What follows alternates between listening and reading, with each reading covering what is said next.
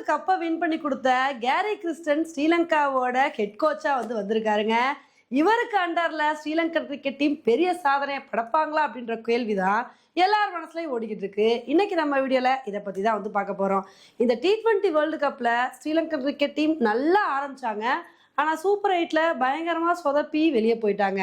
இப்போ இதை தொடர்ந்து ஸ்ரீலங்கன் கிரிக்கெட் டீமை மாற்ற வேண்டிய ஒரு சுச்சுவேஷன் தாங்க வந்திருக்கு. ஏன்னா ஸ்ரீலங்கன் கிரிக்கெட் டீமில் எல்லாமே இருக்குது, அப்படின்னு என்னதான் பிரச்சனை அப்படின்ற ஒரு கேள்வி தான் எல்லாரும் மனசுல ஓடிட்டு இருக்கு. ஸோ இந்த சமயத்தில் ஸ்ரீலங்கன் ஹெட் கோச்சாக இருந்த சனத் ஜெயசூர்யா பதவி விலகிட்டாரு. இப்போ இதை தொடர்ந்து சவுத் ஆப்பிரிக்காவை சேர்ந்த கேரி கிறிஸ்டன் தான் ஸ்ரீலங்கன் கிரிக்கெட் டீமை 2 வருஷம் அடுத்த 2 வருஷம் வழிநடத்த போறாரு. ஏப்ரல்ல இருந்து இவர் தான் ஹெட் கோச்சா இருக்க போறாரு. இப்போ இதை தொடர்ந்து எல்லார் மனசுல என்ன ஆசை ஓட ஆரம்பிச்சிருச்சு அப்படின்னா, கேரி கிறிஸ்டன் இந்தியாவோட ஹெட் கோச்சா வந்திருந்தாரு. அப்போ இந்தியன் கிரிக்கெட் டீம் என்னெல்லாம் பண்ணாங்க அப்படின்னு சொல்லிட்டு நம்ம எல்லாத்துக்குமே ஞாபகம் இருக்கு. 2008 to 2011 இந்த காலகட்டத்தில் அவர் ஹெட் கோச்சா இருந்தப்பதான் இந்தியன் கிரிக்கெட் டீம் 2011ல் வேர்ல்டு கப்பை வின் பண்ணாங்க. அதுவும் ஸ்ரீலங்கா வீழ்த்தி வின் பண்ணாங்க.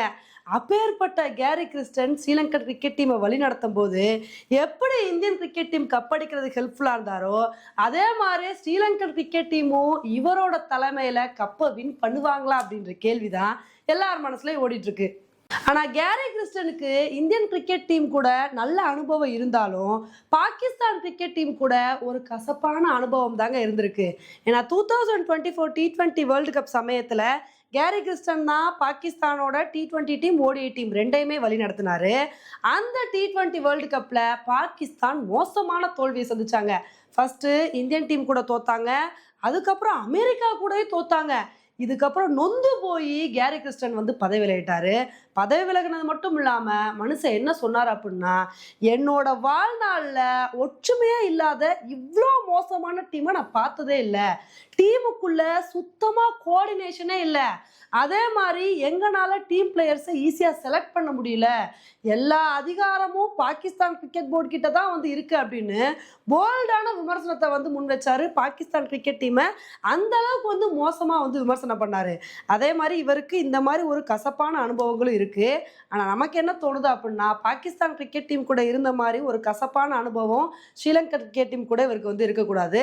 எப்படி இவரோட தலைமையில் இந்தியன் கிரிக்கெட் டீம் பல வருடங்கள் கழிச்சு ODI வேர்ல்டு கப்பை வின் பண்ணாங்களோ, அதே மாதிரி 2027 வேர்ல்டு கப்லையும் இவரோட தலைமையில் ஸ்ரீலங்கன் கிரிக்கெட் டீம் நல்ல ஒரு பெர்ஃபார்மன்ஸை கொடுக்கணும், பழைய ஸ்ரீலங்கன் டீம் வரணும் அப்படின்றதா நம்மளோட ஆசையாக வந்திருக்கு.